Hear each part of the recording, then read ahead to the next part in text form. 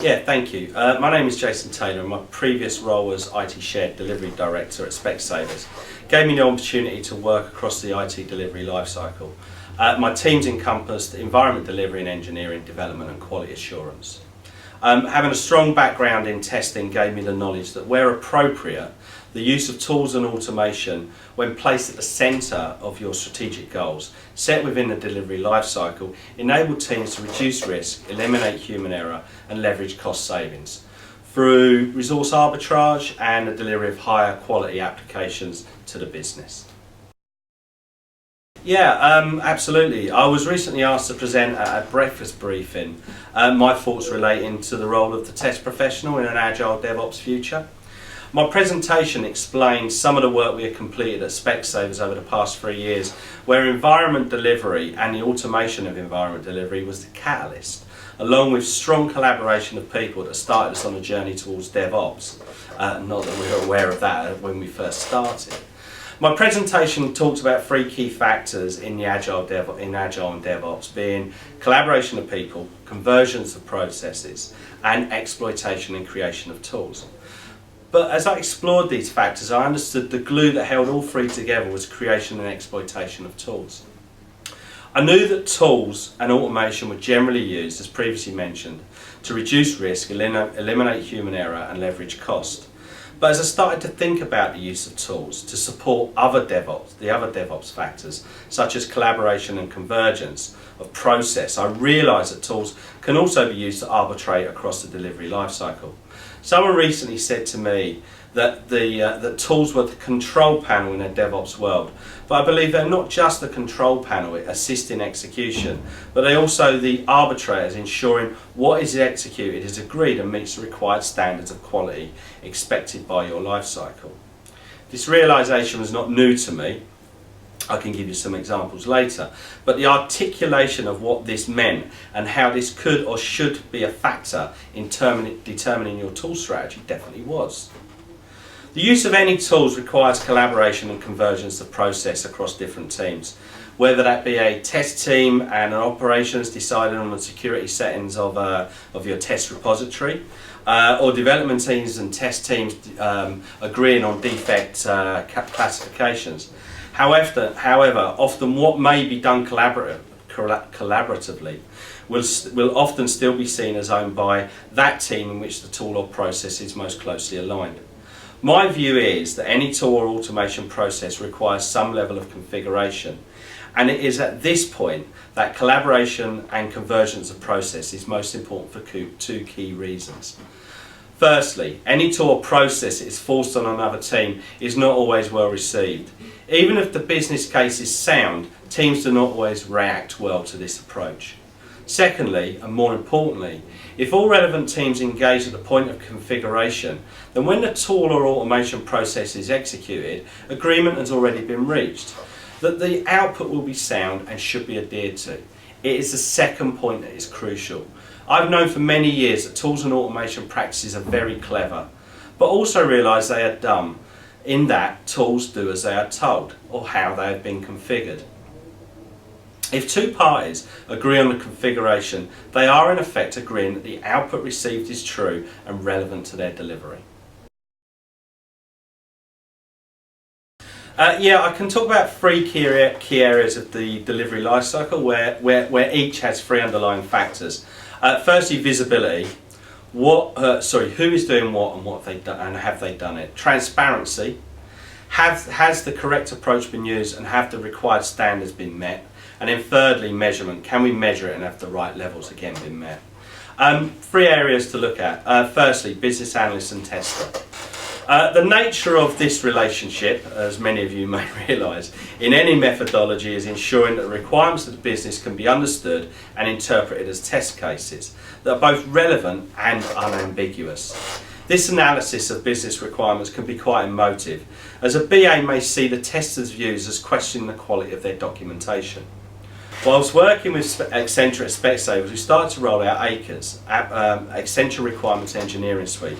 It was an in-house developed Accenture tool that was created to take a business requirements document and then deliver analysis and output to critique the document and suggest areas that should be changed or improved.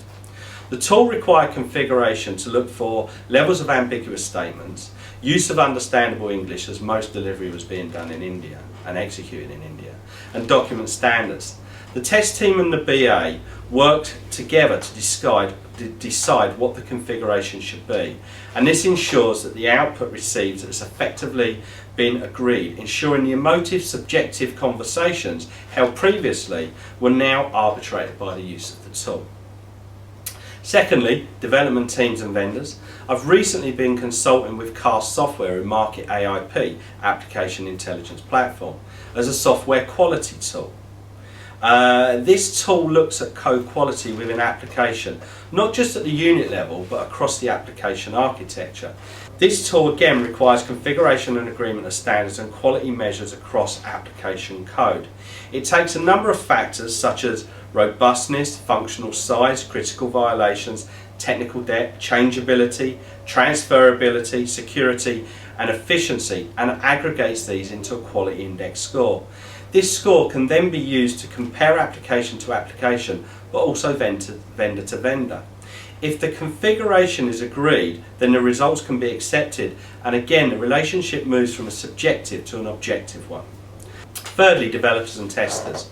I've worked for many years with HP, previously Mercury, in the testing tool space.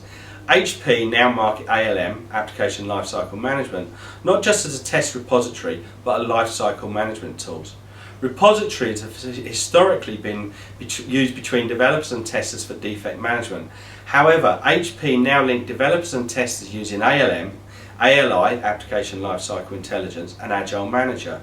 ALM is now the lifecycle book of records. Everything from requirements to defect is stored within ALM. Agile Manager gives developers and testers full visibility of what has been completed and by whom. And ALI links the two together, giving testers a real-time view on what and where most has changed or is new. This means testers can truly use a risk-based testing approach, which is important in a more agile environment. Again, these tools require configuration, and by teams working together, the output and the measurements made and stored in ALM has effectively been agreed prior to the tool being used. Well, unfortunately not. Having researched this area, all talk about three main drivers for tools and automation to reduce risk, reduce human error and leverage costs, but none talk about the fact that tools are a way to arbitrate delivery. However, some examples do spring to mind. When talking about Agile DevOps, we now agree testing is everywhere. This could be seen as the old IBM model that it costs £1 to fix a defect in requirements and £100 to fix a defect in production. More recently, we've been calling this shift left. Move testing as far through the life cycle as possible, test everything and test early. Tools and automation provide the conduit to do this. For many years I've worked in and created testing practices, or what many companies call QA, quality assurance. However, I would question whether we have truly been doing QA or quality control. The shift left concept, supported by tools and automation, will give the ability to execute real QA, and I believe that it is this that supports real Agile and DevOps methodology. Secondly, when talking about return on investment in automated test execution, most talk of cost savings when they really mean cost avoidance. The chances are the level of execution using test automation will never be replicated manually, so cost savings are not real. But if you talk about cost per defect, this is a real measure. How much did a defect cost when found manually compared to how much a defect cost when found using an automated approach? At BUPA, we reduced the cost per defect from approximately £200 to £20. Automation drives this cost saving, but the measure of cost per defect needed to be agreed before it could be used. Yes, most definitely. Be careful that the configuration is agreed, executed and tested. My concern with any organisation is the over-reliance that whatever the tool says must be correct. When all are fully agreed, what has been rolled out is exactly as required. Can you put your trust in the output received? As stated earlier, tools are very clever but also dumb. They only do as they are told.